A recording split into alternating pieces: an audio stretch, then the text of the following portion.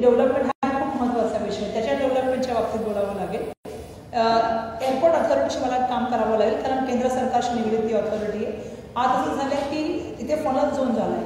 जवळपास 17-18 लाख लोक तिथे सफर करत आहेत, कारण लँडिंग आणि टेक ऑफ यासाठी असलेली जागेमुळे तर ती पुढंच गेलेली आहे, पण दुर्दैवाने ती मागील दाखवलेली आहे. त्याच्यामुळे तिथल्या लोकांना घर डेव्हलप करता येत नाही.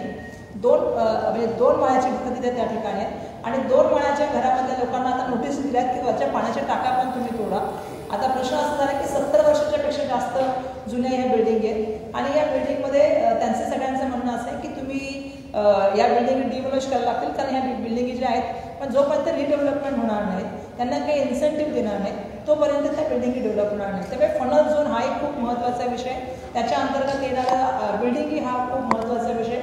मला असं वाटतं की काही लोकांसाठी या देशामध्ये खूप इन्सेंटिव्ह दिले जातात, त्यांच्यासाठी DC रूल बदलले जातात, पण सर्वसामान्य माणसांना ज्यांना खरंच म्हणजे आज तिथे जवळपास 18 लाख लोक आहेत, 6-6.5 हजार घरं आहेत, अशा वेळेला त्या लोकांसाठी का निर्णय बदलले जात नाही, त्या लोकांना का फॅसिलिटी दिल्या जात नाही, हा सुद्धा महत्त्वाचा पूर्ण प्रश्न आहे. त्यामुळे तो एक महत्त्वाचा विषय आहे. एक मदर डेअरीचा माझ्याकडे विषय आला, त्याच्यामध्ये खूप मोठ्या प्रमाणामध्ये त्या ठिकाणी झाडं लावलेली आहेत, खूप मोठी मोठी झाडं आहेत, ज्यामुळे ऑलमोस्ट मुंबईच्या ठिकाणी असं तुम्हाला वाटेल की आपण मुंबईमध्ये आहे की नाही, पण दुर्दैवाने तिथे सुद्धा एकाची नजर पडलेली आहे, जी सायन हॉस्पिटलला पडलेली आहे आणि त्यांना तिथे एक मिनी BKC निर्माण करायचं आहे. स्थानिकांचा त्याला खूप विरोध आहे. स्थानिकांचं म्हणणं असं आहे की आम्हाला त्या ठिकाणी जे आहे ते गार्डनच पाहिजे आणि त्यामुळे ती लोक ते फाईट करतात. त्यामुळे केंद्र सरकारच्या अखत्यारीत असलेल्या रेल्वे असेल, BPT असेल, खालपट्ट्याच्या जमिनी असतील, इथल्या लोकांना त्या ठिकाणी घर मिळालं पाहिजे. म्हणून येणाऱ्या काळामध्ये राज्य सरकार आणि केंद्र सरकारमध्ये एक कॉर्डिनेशन करावं लागेल आणि त्याच्या माध्यमातून लोकांना मदत करावी लागेल. त्यासाठी मला काम करावं लागेल. आणि जसं मी तुम्हाला सांगितलं की एअर इंडिया एम्प्लॉई, जे सेंट्रल गव्हर्नमेंटचे एम्प्लॉई, त्यांची लढाई तर मी पूर्वीपासून लढते की त्यांना त्या ठिकाणी जे आहे ते राहण्यासाठी खूप त्रास दिला जात होता. म्हणजे त्यांचं लाईट असेल, वीज असेल किंवा त्यांचे पाणी असेल बंद करण्याचा निर्णय झाला.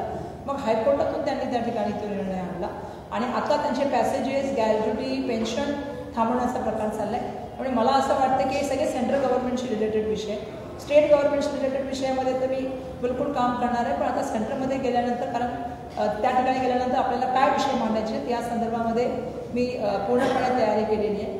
प्रश्न असा आहे की आमच्याकडे खारदांडासुद्धा आहे बांद्रा वेस्टला. त्याच्यामध्ये प्रश्न असा आहे की त्या ठिकाणी घराघरात गेल्यानंतर मला असं कळलं की तिथल्या महिलेने मला एकच मागणी केली, ताई आम्हाला पाणी आणून द्या. खरं तर सर्वांसाठी पाणी हे आपण सुरू केलं, पण त्या ठिकाणी पाणी नाही आहे, त्या ठिकाणी इलेक्ट्रिसिटी नाही आहे. मुंबईमधल्या सगळ्यात पॉश एरिया असलेल्या बांद्रा पश्चिम या ठिकाणी एका आगरी आणि कोळी असलेल्या वसाहतीला जर पाणी आणि लाईट नसेल तर ते दुर्दैव. त्यामुळे या सगळ्या गोष्टींकडे येणाऱ्या काळामध्ये मला लक्ष द्यावं लागेल आणि काम करणारा व्यक्ती मी आहे. तसं मी सुरुवातीला सांगितलं की माझी ओळखच मुळात की वर्षा गायकवाड अवेलेबिलिटी भेटणं सोपं आहे, काम करण्याची पद्धत आहे, काम करण्याची माहिती आहे आणि यंत्रणांचा कसा वापर केला जाऊ शकतो याची सुद्धा मला माहिती आहे. त्यामुळे मला असं वाटतं की येणाऱ्या काळामध्ये या गोष्टीचं आहेच आम्ही करू.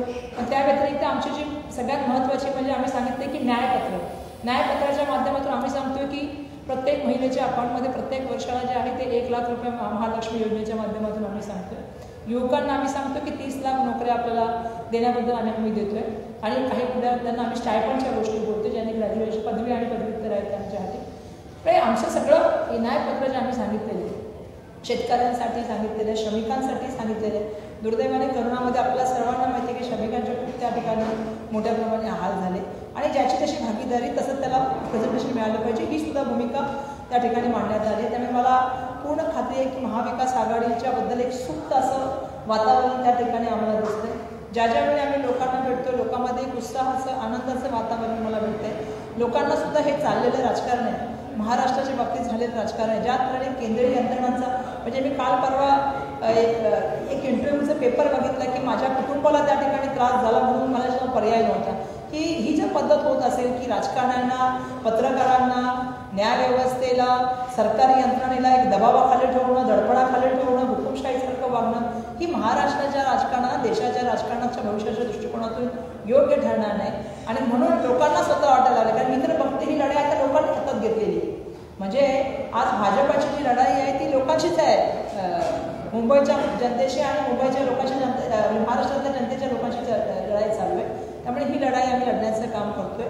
मुंबईची अस्मिता जपली गेली पाहिजे ही आमची भावना आहे. मुंबईमधले सगळे प्रोजेक्ट जे बाहेर गेलेले आहेत ते मुंबईला भेटायला पाहिजेत, जे मुंबईच्या हक्काचे प्रोजेक्ट आहेत. मुंबईमध्ये तुम्ही बुलेट आणली, पण त्या बुलेटचा खर्च तुम्ही मुंबईमध्ये महाराष्ट्रावर टाकला, तो आमचं म्हणणं आहे. आमचं फायनान्शियल सेंटर द्या, आमचं ज्वेलरी मार्केट द्या, आमचं ज्वेलरी मार्केट द्या, हे आमचं म्हणणं आहे. आम्ही त्या ठिकाणी सातत्याने जे इश्यू बेस मागतोय, कारण ह्या 10 वर्षांमध्ये आम्हाला सांगितलं नव्हतं की रेल्वे दिली जाईल, आम्हाला सांगितलं नव्हतं की एअरपोर्ट दिले जातील, त्यासाठी पॉलिसीज बदलल्या जातील, आम्हाला सांगितलं नव्हतं बँका दिल्या जातील, आम्हाला सांगितलं नव्हतं LIC दिली जाईल, आम्हाला सांगितलं नव्हतं पोर्ट दिले जातील. यासाठी आम्ही 10 वर्षासाठी हे सरकारने निर्माण केलं नव्हतं. आणि म्हणून मी सगळ्यांना विनंती पण आता करते की आता देशाच्या प्राईम मिनिस्टरांनी, आता पंतप्रधानांनी ह्या प्रश्नाची उत्तरं द्यावी. त्यांनी आता गांधी, नेहरू, इंदिराजी यांच्यापेक्षा बोलण्यापेक्षा आता 10 वर्षाचे देशाचे पंतप्रधान आहेत. आता देशाने त्यांना प्रश्न विचारले पाहिजेत आणि त्या प्रश्नाची उत्तरं त्यांनी दिली पाहिजे.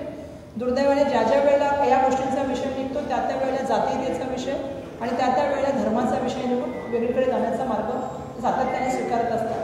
कॉन्स्टिट्यूशननी सांगितले प्रत्येकाला आपल्या धर्माचा प्रचार प्रसार करण्याचा अधिकार आहे, राजकारण आपल्या ठिकाणी आहे आणि धर्म आपल्या ठिकाणी, असं माझं म्हणणं आहे. त्यामुळे मी आपल्या सगळ्यांच्या प्रश्नाची उत्तर द्यायला पण तयार आहे.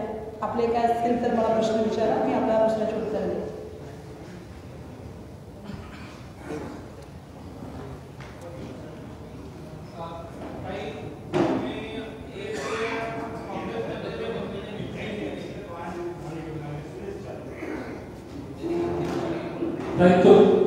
काँग्रेसमध्ये मुंबईचे नेते आहेत ते तुम्हाला स्पर्धक म्हणून बघतायत का? कारण का तुमची उमेदवारी जाहीर झाल्यानंतर ज्या पद्धतीनं गुप्तपणे जे बैठका करतायत, तर त्यामुळे तुम्हाला कुठेतरी नुकसान होण्याचं वाटतंय.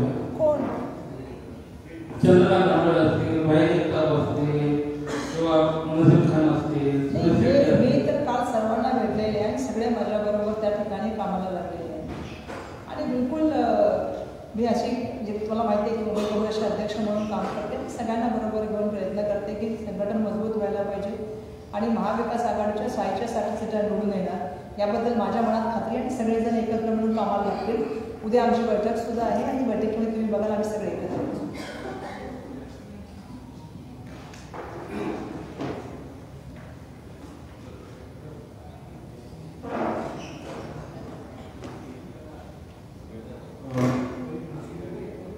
मुस्लिम उमेदवार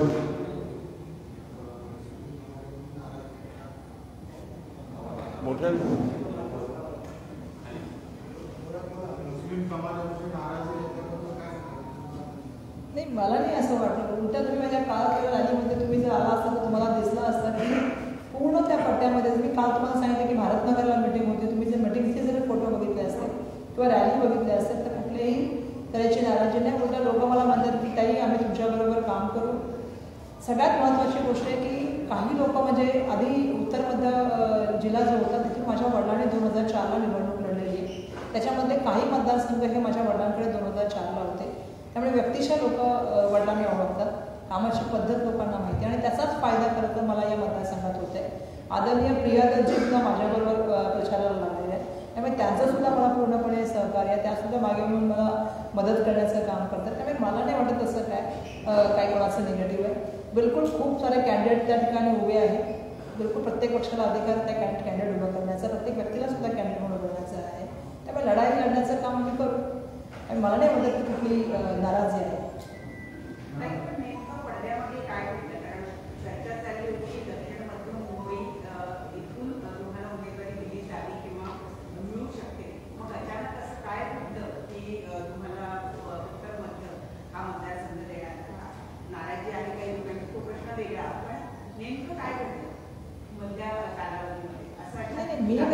मी सुरुवातीपासून सांगते की मी मागितला होता दक्षिण मध्य मुंबई जिल्हा, पण ज्यावेळेला पक्षाने असा निर्णय घेतला की हा जिल्हा जो आहे तो उद्धव बाळासाहेब ठाकरे साहेबांकडे देण्यासंदर्भातला निर्णय झाला आणि उत्तर मध्य मुंबई जिल्हा हा आमचा पहिलाच त्या ठिकाणी क्लिअर झाला होता सुरुवातीच्या काळापासून. मग अशी चर्चा झाली की त्या ठिकाणी कोणी लढावं आणि पक्षाने जो निर्णय घेतला, पक्षाने जेव्हा निर्णय घेतला की तिथे अनिल देसाई साहेब लढला, मी त्याचं स्वागत केलं आणि कामाला लागले. पण पक्षाने सांगितलं की तुम्हाला इथून लढायचं आहे, मी त्याचंही स्वागत केलं आणि कामाला लागलं. शेवटी पक्षाचा कार्यकर्ता म्हणून पक्ष जो आदेश करेल त्याचं काम समजून आपण काम करावं हे आम्हाला शिकवण्यात आलेलं आहे आणि मी पक्षाचा एक निष्ठ कार्यकर्ता म्हणून काम करते.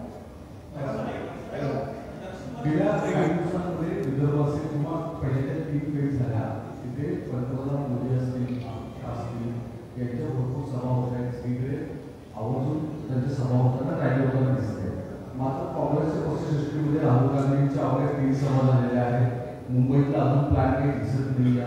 इतकं दिल्लीतल्या नेत्यांचं दुर्लक्ष महाराष्ट्राविषयी का आहे? इतकी अनास्था का दिसून येते? मला वाटतं असं काही नाही आहे. राहुलजींनी पण त्याच वेळेला इतर ठिकाणी राहुलजी जे आहे ते मिटिंग घेत आहेत आणि महाराष्ट्रात पण त्यांनी मिटिंग त्या ठिकाणी घेतल्या. मुंबईच्या बाबतीमध्ये 15 तारखेला आदरणीय मल्लिकार्जुन खरगे साहेब मुंबईमध्ये येत आहेत आणि आमचा प्रयत्न चालला आहे की आदरणीय प्रियंका गांधीजी किंवा आदरणीय राहुल गांधीजींना सुद्धा मुंबईमध्ये आणण्याचा. मी एकच गोष्ट आपल्याला सांगू इच्छिते की सातत्याने आमचा प्रयत्न चालला आहे की महाविकास आघाडीमधल्या जे सगळे नेते मंडळी आहेत त्यांनी यावं आणि त्यासाठी सर्वांनी उद्धव बाळासाहेब ठाकरे साहेबांना सुद्धा मी भेटणार आहे की त्यांच्यासुद्धा काही आम्हाला विचारपैकी हव्या. पण डेफिनेटली काँग्रेसचे लीडर मुंबईमध्ये येणार आहे. MIMचं देखील तुम्हाला आव्हान तिथनं पाहायला मिळतं आहे. जयवंतराव चौधरी आहेत त्यांना उमेदवारी देण्यात आलेली आहे. कशा प्रकारे फक्त आहे एक मोठी मुस्लिम उमेदवारांची संख्या आपल्याला तुमच्या मतदारसंघात पाहायला मिळते. कशा प्रकारे आव्हान फक्त आहे तुम्ही तुमच्यासोबतच इतर जे काही सेक्युलर जे तुम्ही म्हणता आहात ते कुठेतरी डिवाइड केलं बिलकुल तुमचे मत जे आहे की बरोबर आहे की सगळ्यात जास्त उमेदवार माझ्यासमोर आहे. जवळपास मुंबईमध्ये 27 उमेदवार उत्तर मध्य जिल्ह्यामध्ये आहेत. त्याच्यामध्ये जवळपास 17 ते 18 उमेदवार जे आहेत ते मुस्लिम मायनॉरिटीचे आहेत. पण मला असं वाटतं की प्रत्येकाला इलेक्शन लढण्याचा अधिकार आहे. त्याच्यामध्ये काही दुमत असण्याचं कारण नाही. कारण मी स्वतः पण इलेक्शन लढण्यासाठी इच्छुक होते आणि आता स्वतः उभी आहे. त्यामुळे मी कोणाच्याबद्दल सगळ्यांचं मी स्वागत केलं की जे उभे आहे त्यांचं. पण माझंही म्हणणं तेच आहे की शेवटी लढाई जिंकायची असेल आणि लढाई BJPच्या विरुद्ध. मी सुरुवातीपासून सांगते की ही विचारांची लढाई ही वर्षा गायकवाड आणि उज्ज्वल निकम लढाई नाही आहे. ही 2 विचारांची लढाई. एक विचार जो सगळ्यांना बरोबर घेऊन जाऊ इच्छितो, जो भारत जोडण्याची भाषा करतो, जो आपल्याला सर्वांना माहिती आहे की आम्ही न्यायाच्या योजनेशी बोलत आहे आणि आज आम्ही लोकशाही आणि भारतीय संविधानाबद्दल बोलत आहे. आणि समोर जो विचार आहे तो हुकुमशाही, दडपशाही, मनुवाद आणि ज्या तऱ्हेने ED CBIचा वापर करून सरकारी यंत्रणा, सरकारी तिजोरीचे पैसे याचं आमिष दाखवून, घबराट दाखवून काही ठिकाणी आपल्याला माहिती आहे की संविधानाची चोखळ बोलण्याचं सातत्याने काम करत आहे. त्यामुळे या विचाराच्या मध्ये मला असं वाटतं की ज्यांना असं वाटतं की ज्यांनी या विचारावर राहिलं पाहिजे आणि मॅक्झिमम जनता हा विचार करते की आम्हाला याच विचारावर राहायचं जो सर्वांना जोडणारा विचार आहे. त्यामुळे मला अपेक्षा आहे की जनता पण सगळं समजते की एवढे उभं करण्यामागचं कारण काय आहे आणि राहिलेले त्याचा परिणाम काय होणार. मला असं वाटतं की जनता खूप सुज्ञ आहे. आम्ही म्हणतो की पब्लिक आहे, पब्लिक सब जानते. जनता खूप सुज्ञ आहे. त्यांना पण कळते की काय एक्झॅक्टली चाललं आहे. पण मला या गोष्टीचं धन्यवाद द्यायला पाहिजे सगळ्यांना की माझ्या विरुद्ध म्हणजे मी किती ताकदवर उमेदवार याचा तुम्ही अंदाजा लावू शकता. सगळ्यात जास्त माझ्या विरुद्ध उमेदवार. पण असं आहे की उज्ज्वल निकम साहेब मी नेहमी सांगते की ते सरकारमधले चांगले वकील असू शकतात. पण मी रस्त्यावरची वकील आहे. मी सुरुवातीपासून सांगते की रस्त्यावरचं काम करण्याचा अनुभव मला आहे. करोनामध्ये काम कसं करायचं त्याचा अनुभव मला आहे. इतर क्षेत्रामध्ये कसं लोकांशी पॉलिसीमध्ये काम करायचं त्याचा अनुभव मला आहे. मला भेटणं सोपं आहे. माझ्याकडून काम करून घेणं सोपं आहे. आणि जसं मी सुरुवातीपासून सांगितलं की मला भेटताना काही चौकट नाही आजूबाजूला की त्याच्या माध्यमातून लोकांना यायचं आहे. 20 वर्षाचा राजकीय मला अनुभव आहे. आधी पण मी राजकारण घरामधून पार करू शिकलेले आहे. मला असं वाटतं की मी माझा जो आहे स्वतःची जी क्वालिटी ती जास्त सांगितली पाहिजे. ते त्यांची सांगते. प्रतिस्पर्धी म्हणून बिलकुल त्यांच्याशी लढण्यासाठी मी तयार आहे. मॅडम, घराचा विषय फारच मोठा आहे आणि त्या विषयासंदर्भात पुढे बोललं जात नाही असं लोकांचं. घराचा विषय काय सांगाल? रेल्वे लागल्या झोपड्या आहेत, धारावीसारख्या झोपड्या आहेत. मी सुरुवातीलाच बोलले, तुम्ही उशीर आला असाल. मी सुरुवातीलाच बोलले की रेल्वे, मी खारपट्ट्याच्या जमिनीवरचे बोले, BPTच्या जमिनीवरच्या झोपड्याच्या बाबतीत बोले, धारावीच्या बाबतीत तर मी लढाई लढण्याचं काम करतच आहे. पण येणाऱ्या काळामध्ये या सगळ्यांसाठी लढण्याचं काम करेन. कारण मला माहिती आहे की तिथे एअरपोर्टच्या अथॉरिटीशी पण खूप सारे निगडीत आहेत. काल तर मी आज सकाळी एका ठिकाणी गेले चेंबूरमध्ये. तिथे मला लोकांना सांगितलं की नाही सगळ्यात आम्हाला बाकी काही करून देऊ नका. आम्हाला इथे या वेळेला पावसाच्या वेळेला पाणी खूप इथे भरतं. मला माहिती आहे की हे सगळे विषय जे आहेत ते सिव्हिक्स विषय म्हणजे नगरसेवकाच्या म्हणा किंवा त्या वेळेवरचे. पण तरीसुद्धा वर्षा गायकवाड म्हणून मला त्याचा सुद्धा अनुभव आहे. त्यांनी त्यांना सांगितलं की येणाऱ्या काळामध्ये मी ते काम करायला सुद्धा तुमच्याकडे उभी राहील. पंतप्रधान नरेंद्र मोदींच्या नंदुरबार सभा पार पडली.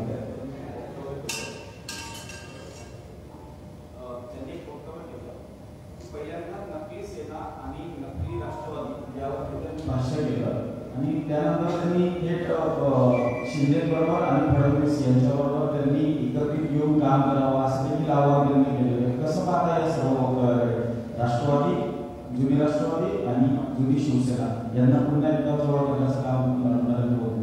नाही, मला असं वाटतंय त्यांना ना त्यांचे आता पराभव दिसत चालले. ज्या तऱ्हेने ते भांबावलेले स्टेटमेंट करतायत, म्हणजे परवा त्यांचं मी एक स्टेटमेंट ऐकलं की अडाणी अंबानी ट्रक भरून पैसे घेऊन जातात. माझं तर त्याच वेळेला त्यांना मला मी म्हटलं की काय स्टेटमेंट आहे, म्हणजे त्यांचा कदाचित स्वअनुभव ते सांगत असते.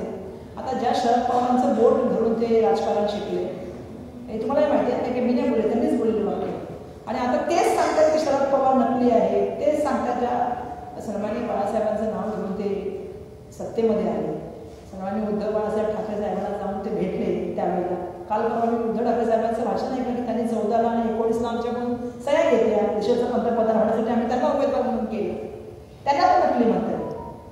म्हणजे मला कळत नाही की ते काय त्यांचं. आणि दुसऱ्या क्षणी उद्धव ठाकरेंना पण त्यांनी मधल्या काळात ऑफर दिली, माहिती आहे का तुम्हाला, की तुमच्या वेळेला आम्ही तुम्हाला उभं राहू. आणि आज ते सन्माननीय शरद पवार साहेबांना देत आहे. म्हणजे ते खूप स्वतः म्हणजे काय बोलतात त्याला कळतंय का, ते असं झालेलं. ते मनसे सर्वे एक चाललेले की मागच्या वर्षी बिलकुल बीजेपीशी लढायचं आणि पुढच्या वर्षी बिनशर्त पाठिंबा द्यायचा, हे असं चाललेलं. म्हणजे काय काय बोलतात, मला वाटतं त्यांना कळलेलं आहे की त्यांच्या पायाखालची जमीन सरकलेली आहे. ज्या तऱ्हेने ते बोलतात, मी तर आदरणीय राहुल गांधीजींच्या त्या व्हिडिओचा उल्लेख करू इच्छिते की ज्याच्यामध्ये राहुलजींनी सांगितलं की तुमच्याकडे यंत्रणा आहेत, लावा ना यांच्या मागे. तुम्ही लोकप्रतिनिधींच्या मागे लावता, बाकीच्यांच्या मागे लावता, तुम्ही का नाही लावत अडाणी अंबानींच्या मागे, त्यांच्या पण मागे लावा. आणि कोणाचे मित्र आहेत, आता मित्र खूप, माझा वेळ नाही आहे, ते मित्र खूप बोलू शकते. तुम्ही कोल पॉलिसी बदलली, कोणासाठी बदलली? तुम्ही एव्हिएशनची पॉलिसी बदलली, कोणासाठी बदलली? तुम्ही रिअल इस्टेटची पॉलिसी बदलली, कोणासाठी बदलली? अशा असंख्य माझ्याकडे इलेक्ट्रिसिटीची पॉलिसी बदलली, कोणासाठी बदलली? स्मार्ट मीटर कोणासाठी आला? कधी BST मध्ये तुम्ही बघितलं होतं का स्मार्ट मीटरमध्ये केंद्र सरकार पैसा इन्व्हॉल्व करतं का? 1300 रुपये तुमच्या 9500 रुपयाचा मीटर आहे, त्याच्यामध्ये 1300 रुपये केंद्र सरकार देते. कधी मुंबईच्या लोकांनी ऐकलं होतं का की इलेक्ट्रिकच्या मीटरमध्ये सुद्धा केंद्र सरकारचं इन्व्हॉल्वमेंट आहे? पण ते अडाणींसाठी आलं. पण तेच तुम्ही जर बघाल गरिबासाठी तर ते नाही येते. ते 18 लाख लोक सफर करतात कडलमुळे. तुम्ही त्यांच्यासाठी FSI नाही काढत आहे, पण तुम्ही यांच्यासाठी काढू शकता, यांच्यासाठी रूल बदलू शकता. एकाला एकच एअरपोर्ट दिला पाहिजे पॉलिसी असताना तुम्ही बदलू शकता. कोलसाठी तुम्ही बदलू शकता. हे बघा, याच्यावरती खूप मोठं डिबेट केलं तर मी त्याच्यावरती कधीतरी एकदा येऊन बोलण्याचा प्रयत्न करेन की जे या काळामध्ये 10 वर्षाच्या काळामध्ये किती पॉलिसी त्यांना फेवरेट करण्यासाठी झाल्या. म्हणजे काल परवा ते एअरपोर्ट पण झालं, इंटरनॅशनल एअरपोर्ट झालं. म्हणजे असं आहे की आता जे बोलतात ना ते पूर्णपणे मला वाटते भांबावलेले आहेत. आणि त्यांना दिसतंय की यावेळेला म्हणजे सगळ्यांना माहिती आहे, म्हणजे पाठी मला पण माहिती आहे की लोकांसमोर त्यांनी जे अजेंडा मांडला तो लोकांनी एक्सेप्टच नाही केला. त्यांना वाटलं जातीयता वाढेल, प्रत्येक इलेक्शनला जातीयतेचं एक वातावरण केलं जातं, धार्मिकचं एक वातावरण केलं जातं. पण जनता समजली आता. म्हणजे करोनाच्या काळात खरं तर लोक विसरले, पण करोनाच्या काळामध्ये ज्यावेळी ट्रेन पाठवायचं चाललं होतं, काय मोदीजींनी केलं? म्हणजे सातत्याने आपण ज्यावेळी बघतो ना, महाराष्ट्राच्या तुम्ही जर बघाल राजकारण, तर महाराष्ट्राचं राजकारण गढूळ करण्याचं काम केलं. म्हणजे एका आमदाराला दुर्दैवाने बोलावं लागलं येऊन की मी त्या पक्षात का गेलो, माझ्या कुटुंबावर त्या ठिकाणी माझ्या बायकोचं नाव आलं. आणि आज ते उमेदवार आहे आणि आज सौम्य चुप आहे. म्हणजे किती दडपशाहीचं राजकारण चालू आहे. मला माहिती आहे की या वेळेला त्यांच्या पायाखालची बाजू सरकलेली आहे. इंडिया अलायन्सचं सरकार येणार आहे. 2004ला पण असं खूप वातावरण केलं होतं की हे शाईन आहे, उदय आहे, असं आहे तसं आहे. पण लोकांनी जनतेमध्ये जेव्हा ठरवलेलं असतं ना, जनतेला घडून धरून चालली ती मंडळी. दुर्दैवाने मी बघते की सगळ्यांचा अपमान करणं. जसं मी एक उदाहरण तुम्हाला निखिल कांबळेचं सांगितलं, आज पोलिसांवर काय कारवाई चालू सांगा ना. म्हणजे पोलिसांना तुम्ही पोलीस स्टेशनला गोळ्या मारताय. आणि जरा तुम्ही आता त्या मराठी अस्मितेबाबत जर रेणुका शहाणे बोलल्या, लगेच ताई आले आमचे दुसरे. चिन्मय मांडलेकर त्यांच्या मुलाचं नाव जहागीरदार ठेवतात, लगेच तुम्ही कमेंट पास करता. कुठे चालू आपण महाराष्ट्रामध्ये? आणि ते कलाकार आहेत. चांगला ऐकायची सवय तशी वाईट ऐकायची सवय पण सवय पडली पाहिजे ना राजकारणात. आम्हालाही आम्ही जेव्हा राजकारणात होतो, आम्ही जेव्हा मंत्री होतो, लोक आम्हाला बोलायचे नव्हते, बोलत पत्रकार आम्हाला. आम्ही कधी त्याचं हे केलं नाही कुठल्याही गोष्टीचं. कारण तुमच्या चुका किंवा तुमचं जे चुकीचं काय गोष्टी चालल्या दाखवण्याचा समाजाला पूर्ण अधिकार आहे. म्हणजे अभिव्यक्ती स्वातंत्र्य तुम्हाला मंजूरच नाही आहे का? आणि तुम्ही म्हणताय की देशाचं संविधान बाबासाहेब आले बदलू शकत नाही. मग काय चाललंय देशामध्ये? सांगा ना मला. मी तर 2 कलाकारांची नावं घेऊन तुम्हाला प्रश्न विचारला. एखाद्या माणसाच्या मुलाचं नाव ठेवणं, एखाद्या माणसाने काही कपडे घालणं, एखाद्या माणसाने काही खाणं, हे काही त्याचं अभिव्यक्ती स्वातंत्र्य नाही आहे का? तुम्हाला स्वातंत्र्य नाही आहे पत्रकारितेला? त्यामुळे या सगळ्या गोष्टींकडे बघण्याची खूप तातडीची आवश्यकता नाही आहे. आणि म्हणून मला वाटतं की सुसंस्कृत महाराष्ट्राचे राजकारण सुसंस्कृत होण्यासाठी येणाऱ्या काळामध्ये आपल्या सगळ्यांची नैतिक जबाबदारी आहे. लोकप्रतिनिधी म्हणून आमची जबाबदारी आहे, पत्रकार म्हणून तुमची जबाबदारी. आज जनतेने जबाबदारी स्वीकारलेली आहे की आम्हाला हे चालणार नाही. लोकांना नाही आवडत. तुम्ही पक्ष तोडले, तुम्ही चिन्ह काढले. आज निवडणूक आयोगावर लोक प्रश्न विचारायला लागले.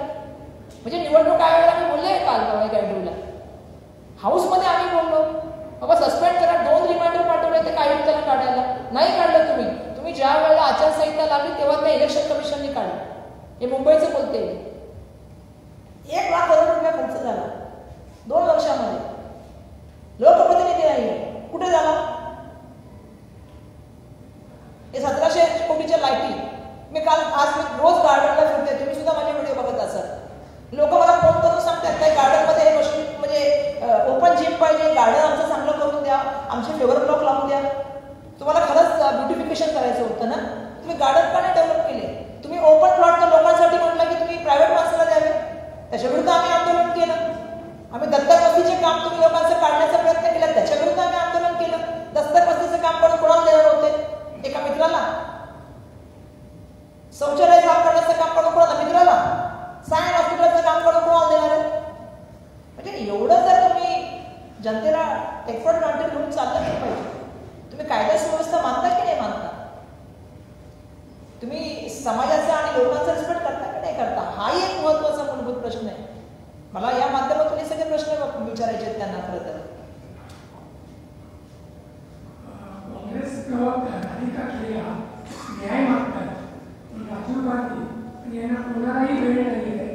त्यांचा जो प्रसंग घडला म्हणजे दिल्लीच्या काँग्रेस कार्यकर्त्याच्या भवनामध्ये तो लांछनास्पद असताना सुद्धा तुम्ही कोणी पदाधिकारी लक्ष किंवा कोणा कार्यकर्ते लक्ष देताना दिसतात.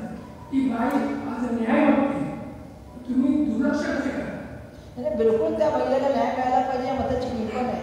पण मी आहे सगळ्यांची ट्विट बघते. मी रोहन गुप्ताचं ट्विट बघितलं, मी वल्लभभावांचं ट्विट बघितलं, मी राधिकाचं बघितलं, मी काल परवा सगळ्यांचं बघितलं. या सगळ्यांच्या ट्विटमध्ये सनातन शब्द आहे. सनातन धर्माबद्दल आम्ही सगळ्यांना वाटतं. सगळ्यांचे ट्विट समान कसे असतात? राधिका महिला आहे.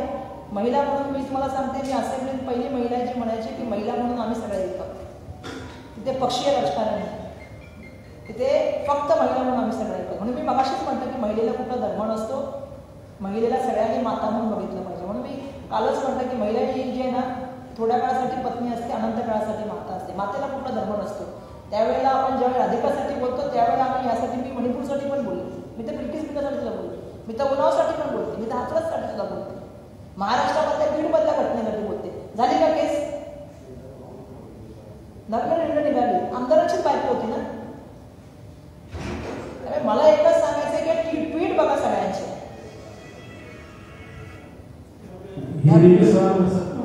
हाँ हिंदी भी पूछ सकते हैं, कोई बात नहीं. मैं राजस्थान देवता से आया हूँ. मैं ये जानना चाहता हूँ पिछले 10 साल में महाराष्ट्र से ज़्यादा गुजरात को दे रही है केंद्र सरकार. कांग्रेस इसको लेकर क्या सोचती है? क्या कांग्रेस ने कभी महाराष्ट्र का किस तरह से महत्व घटाया जा रहा है?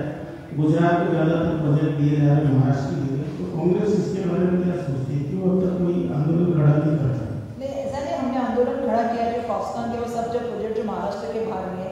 अभी भी मैंने मुंबई की बात की, मुंबई के अस्मिता की बात की, जिसमें मैंने कहा कि हमारा फाइनेंशियल सेंटर जो बीकेसी में था या हमारा मार्केट होता ज्वेलरी का, वो मैंने कहा. मैंने आपको मालूम है बुलेट ट्रेन की बात की, मैंने बाकी क्रिकेट मैच की बात की, मैंने फिल्म फेयर के बीच में तो फिल्म इंडस्ट्री को भी बाहर लेने की बात चल रही, तो इसकी मैंने पूरी तरह से बात की और लगातार मैं इसके खिलाफ आवाज़ उठाई. अब मैंने देखा कि सूरत की कंपनी ने कहा कि भैया मराठी लोगों को काम पे नहीं लेना है, उसके ऊपर भी मैंने कल परसों आवाज़ उठाई. फिर कहा गया कि सोसाइटी में नहीं आना है, उसके ऊपर भी मैंने बात की. ये सब नहीं होना चाहिए. नफरत की राजनीति क्यों हम फैला रहे हैं? और मराठी जो आदमी है या मराठी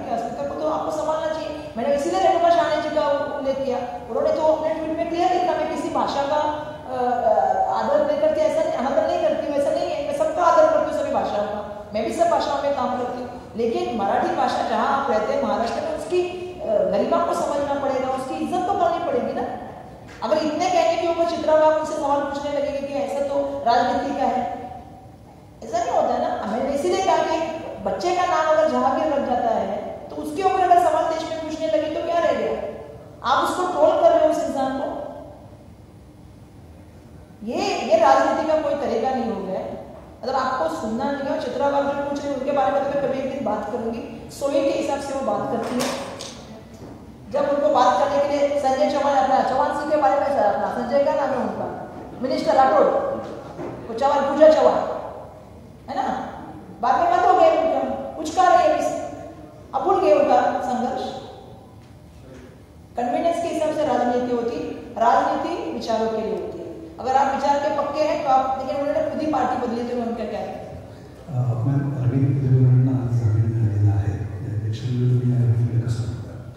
मला तर तो खूप, म्हणजे खरं तर सांगायचं तर त्यांना रिलीफ मिळाली हे तर खूप चांगली गोष्ट आहे, पण याच्या मागचं एक षडयंत्र पण समजून घेतलं पाहिजे. खूप षडयंत्र आहे मोठं. तुम्ही सांगा इलेक्शनसाठी बॉन्ड घेणं, म्हणजे ज्या व्यक्तीला तुम्ही जेलमध्ये टाकलंय आणि ज्याने हे व्यवहार केले तो व्यक्ती बीजेपीला इलेक्शनसाठी फंडिंग करतोय, तो मोकाट आहे. म्हणजे कुठे चाललोय आपण? ज्या व्यक्तीला पहिली जेल व्हायला पाहिजे होती तो व्यक्ती आज मोकाट करतोय आणि तुम्ही केजरीवालांना जेलमध्ये टाकलं. हे इलेक्शनचे बॉन्ड आहेत ना, हे कटआउट जेव्हा लोक बघतात तेव्हा लोकांनी विचार केला पाहिजे की माझ्या गॅसच्यातून पैसे गेलेले आहेत, माझ्या टॅक्समधले पैसे गेलेले आहेत, कोणाला तरी ब्लॅकमेलिंग करून पैसे गेलेले आहेत, कंपनीमध्ये प्रॉफिट नाही आहे आणि कंपनीमधून एवढे पैसे चालले. किती मोठा भ्रष्टाचार आहे तो. म्हणजे एक तऱ्हेने दबाव यंत्र वापरून पैशाचं कलेक्शन येते, एक्स्ट्रॉशन आहे. एखाद्याला नोटीस पाठवायची ईडीची आणि मग त्याला करून घ्यायचं. मला असं वाटतं की जनता खूप सुज्ञ आहे. आज ते रिलीज झाले, त्याचा फायदा नक्कीच दिल्लीमध्ये होईल, मुंबईमध्ये सुद्धा फायदा होईल. शेवटी कोर्टाकडून आमची अपेक्षा आहे, जसं सर्वोच्च न्यायालयाच्या सीजेने सांगितलं, मी एका मीटिंगमध्ये बोलले की या 10 वर्षामध्ये कायद्याने स्कुटनी कमिटीकडे गेले ना, जॉईंट पार्लमेंटरी कमिटीकडे गेले, कायदे सगळे मेजॉरिटीवर पास केले. आता कायदे मेजॉरिटीवर पास केले, पण आता सर्वोच्च न्यायालयामध्ये इतक्या केस आल्या की सर्वोच्च न्यायालयाच्या न्यायाधीशांना खूप काम आलं. त्यांचं म्हणणं आहे की हे कायदे बनवले आणि या कायदे बनवण्यामध्ये कायदे बनवत असताना त्याच्यावर चर्चा व्हायला पाहिजे. म्हणून माझं सर्वांना सांगणं आहे की यावेळेला खूप विचारपूर्वक निर्णय घेतला गेला पाहिजे आणि जनतेमध्ये एक सुप्त लहर, जनतेला काही गोष्टी आवडलेल्या नाही, सहानुभूती आहे सर्वांनी उद्धव बाळासाहेब ठाकरे साहेबांबद्दल, सहानुभूती आहे पवार साहेबांबद्दल. एवढ्या एजमध्ये ते काम करतात आणि जशा तऱ्हेने वक्तव्य येत आहेत हे महाराष्ट्राच्या जनतेला आवडत नाही. आणि मला असं पूर्ण अपेक्षा आहे की येणाऱ्या काळामध्ये आम्ही महाविकास आघाडीच्या, मुंबईमध्ये तर तुम्हाला कदाचित साईच्या सगळ्यामध्ये मी 2004च एक्सपेक्टेशन होते, पण महाराष्ट्रामध्ये पण तुम्हाला दिसेल. आणि तुम्ही 4 जूनला बघाल, मला पूर्ण खात्री आहे की इंडिया अलायन्स असते. आज केजरीवाल यांना जो बेल मिळाला आहे त्याचा इंडिया आघाडीला कितपत फायदा होईल असं वाटतं? मला नक्कीच वाटतो फायदा होईल, कारण त्याच्याने एक झालेलं आहे की लोकांना पण कळलेलं आहे की यांची जी चाललेली आहे हुकुमशाहीच्या दृष्टिकोनातून कारवाई किंवा एक दबाव यंत्र करायचं, म्हणजे सोरेंजींना केलं, ह्यांना केलं, तर जनतेला कळत चाललं की न्यायासमोर कोणी हे नाही आहे. आणि तुम्ही आता स्टेटमेंट बघा ना त्यांच्या ज्या तऱ्हेने आले, एक स्टेटमेंट अशी देतात, एक स्टेटमेंट तशी देतात. ते का मागतात सपोर्ट? माझा हाच प्रश्न आहे. तुम्ही एनडीएला सपोर्ट करा, तुम्ही का मागताय? 400च्या पार येणार होते ना, यासाठी मागतात की साऊथमध्ये 7, नॉर्थमध्ये half.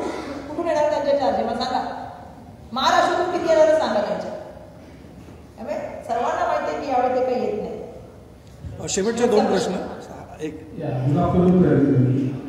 Before I speak to you anything, I want to thank you. You are absolutely right. You said that when you are staying in Maharashtra, you should speak Marathi language. That is very true. Because in all the cities, especially in the south, they speak their language. So naturally, we should also speak a Marathi language. Now, before I proceed further, I would like to bring to your notice one small thing, if I am not wrong. Before that, we used to say politics. What is your question? Yeah, about this politician, I want to speak, sir. In general, I want to speak, sir. प्रश्न विचारा ना थेट, आपल्याला time नाही. सवाल पूछे ना. So nowadays, in this government has come, they have brought the GST, which is such a thing that even I think the beggars are also paying the tax. So do you think it is worth, because it is an extra burden on all the enterprises who are making these goods? Especially last time it has given the Bajaj company, they are manufacturing the scooter units for 75,000 and 22%, 28% GST and again 22%, nearly half the amount goes to this government, and still our country is not progressing. So what do you want to say on this matter? बिल्कुल Gabbar Singh tax का तो हमारे राहुल जी ने बोला है, लेकिन मुझे भी मालूम है जीएसटी का इम्प्लीमेंटेशन से पहले कोई प्लानिंग ही नहीं था। इट इज इम्प्लांट बोलते ना हम लोग इसे, कुछ प्लानिंग की भी किया हुआ चीज़ें। मैं अपने यहाँ पे कपड़ा व्यापारी की बात करना चाहूँगी। आप रॉ मटेरियल लेते हो उसके ऊपर जीएसटी, स्टिच कर रहे हो उसके ऊपर जीएसटी। अभी अल्टीमेटली वो जीएसटी किस पे आएगा? कंज्यूमर पे। तो इसीलिए हम कह रहे हैं, और जो काम कर रहा है उसको भी नहीं वो एक्सपेंस ये उसके बजट में भी नहीं बैठ रहा है। तो कहीं ना कहीं सभी व्यापारी भी परेशान है। इसीलिए मैं इस बार व्यापारियों से भी कह रही हूँ, जो स्मॉल स्केल इंडस्ट्री चलाते हैं या मीडियम स्केल इंडस्ट्री चलाते हैं, राइट ना वो बहुत सारे ट्रबल में है। अभी अगर दूध पे, पनीर पे, दही पे, पेन पे, पेंसिल पे जीएसटी आएगा तो कॉमन आदमी क्या करेगा? आपने बड़ी चीज़ों के ऊपर जवान पिक्चर का एक है ना कि किसान के ट्रैक्टर पे कितना है और इसके पे कितना है, मालूम है आपको? शाहरुख खान एक सवाल पूछता है कि मिनिस्टर साहब बताइए कि ट्रैक्टर पे कितना जीएसटी है, और एक कुछ तो पूछता है और मर्सिडीज पे कितना जीएसटी है, कार पे। तो उसका जवाब जो दिया है ना वही है कि प्लानिंग ही नहीं है। विदाउट प्लान एक जीएसटी का करने का काम किया तो normal middle class, upper middle class आदमी तो उसको सह ही नहीं सकता। लास्ट प्रश्न प्रश्न माझा असा आहे की उत्तर मुंबई, मध्य मुंबईतून आमच्या मतदारसंघामध्ये तर सगळ्यात मुंबईचा सगळ्यात महत्त्वाचा प्रश्न आहे तो म्हणजे लोकल ही मुंबईची जीवनवाहिनी। पण आज बघतो आहे की 6 कॉन्स्टिट्युएन्सीमध्ये जे कॉन्फ्लिक्ट्स आहेत, कोणीही लोकलच्या प्रश्नामध्ये आणि लोकल प्रवासाच्या प्रश्नावरती बोलत असतात। आता आपल्या मतदारसंघातून 2 हार्बर जातात, एक ट्रान्स हार्बर जाते आणखीन एक पनवेल कोऑर्डिनेट हार्बर जाते, 2 आपल्या मतदारसंघात जातात। गेल्या आठवड्यामध्ये सोमवार आणि बुधवार 2 वेळा हार्बरचे प्रश्न निर्माण झाल्याने लाखो लोकांचे प्रॉब्लेम्स झाले, शेकडो गाड्या रद्द झाल्या। परिणामी सगळा बोजा मेन लाईनवरती आला आणि मेन लाईनच्या गाड्या म्हणजे त्याच दिवशी एक गाडी अर्धा तास लेट झाली। हा जो भाग आहे याच्या संदर्भामध्ये आपली भूमिका काय राहील? कारण सगळ्यात मोठा दिलासा या काळामध्ये मिळाला पाहिजे तो महिला, अपंग, लहान मुलं आणि ज्येष्ठ नागरिक या लोकांची प्रचंड हाल त्या काळामध्ये गेल्या 8 दिवसापूर्वी झाली।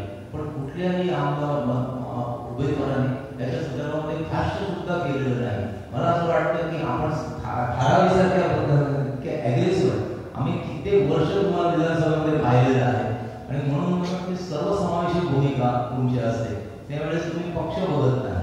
मला असं वाटतं की मुंबईकरांचे प्रश्न हे रेल्वेशी जास्तीत जास्त निगडीत आहे। तुमची भूमिका काय राहील मुंबईकरांच्या या रेल्वे प्रवासी म्हणून? पहिल्यांदा तुम्ही उत्तर मध्य मुंबईचे मतदार आहात तर माझं पहिली रिक्वेस्ट आहे की मला मतदान करा।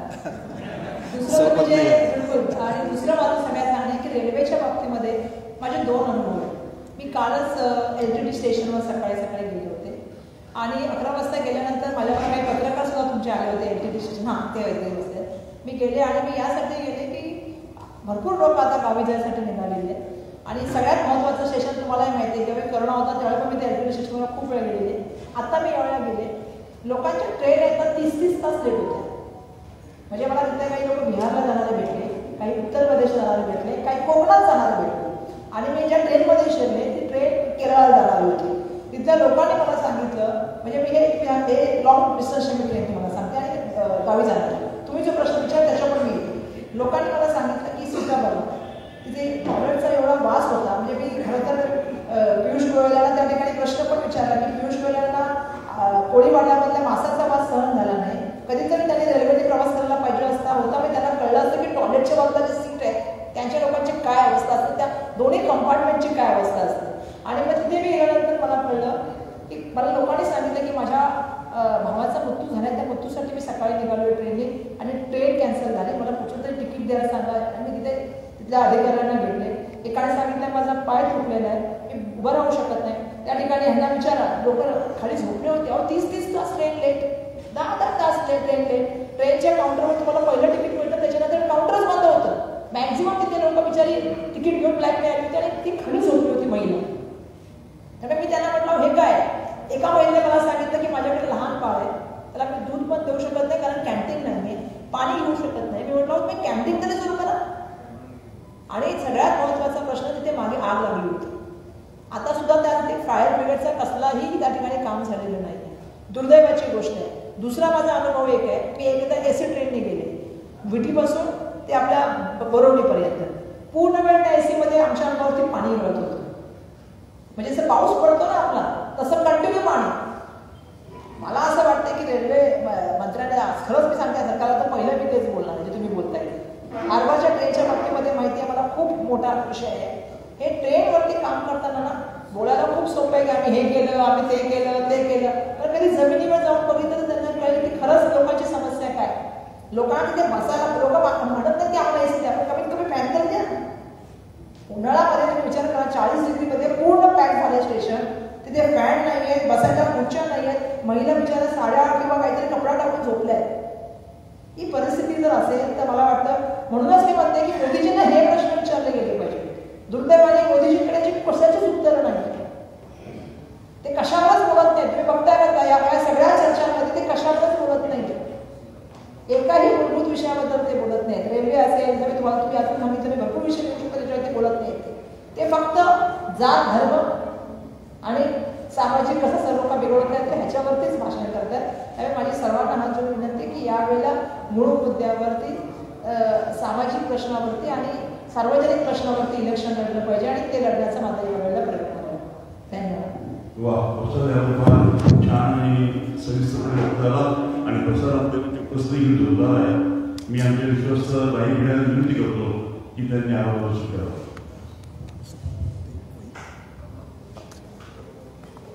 तुम्ही लिहा, मी जाते, मला जायला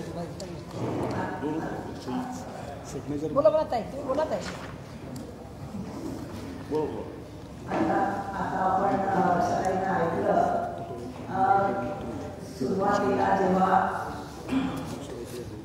तिकीट वाटप होतं, तिकीट वाटप होताना वर्षाला जो माहितीचा मतदारसंघ आहे तो मिळाला नाही.